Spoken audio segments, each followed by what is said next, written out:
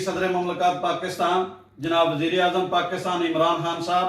Chief of army staff, chief justice of Pakistan, overseas minister of Pakistan, وزیر خارجہ of Pakistan, میری تمام حضرات کے ساتھ ایک بھرپور اپیل ہم کرتے ہیں، جتنے بھی اوورسیز کمیونٹی میں اوورسیز پاکستانی ہیں، خدا را ہماری مدد کی جائے۔ یہ ہمارے پیاروں کی یہاں پہ میتیں پڑی ہوئی ہیں، یہ اپنے وطن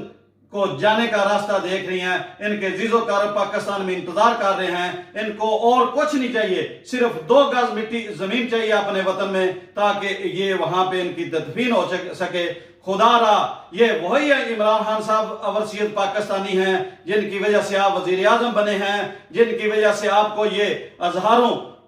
یورو، یہ اربوں ڈالر سالانہ بھیجتے ہیں، یہ ان کی، یہ ابھی بے بس لاچار ان ڈبوں میں بند ہیں، آپ کی طرف دیکھ رہے ہیں۔ خدا را ہماری مدد کی جائے، ہمارے پیاروں کی جو میتیں ہیں ان کو جلد از جلد پاکستان پہنچانے کا بندوبست کیا جائے۔ شیطان الرجیم، بسم اللہ الرحمن الرحیم۔ جناب میری پاکستان کے پرائم منسٹر جناب عمران خان صاحب سے، جناب شاہ محمود قریشی صاحب، جناب پاکستان کے اوورسیز جناب زلفی بخاری صاحب سے یہ پرزور اپیل ہے کہ جناب یہ جو ہمارے پیاروں کی ادھر سپین میں ڈیڈ باڈی پڑی ہوئی ہیں جناب، ان کے لیے ہمارے جناب ادھر کے حاجی نویز صاحب جو خدمات سر اپنی انجام دے رہے ہیں، یہ آپ کے سامنے ہے۔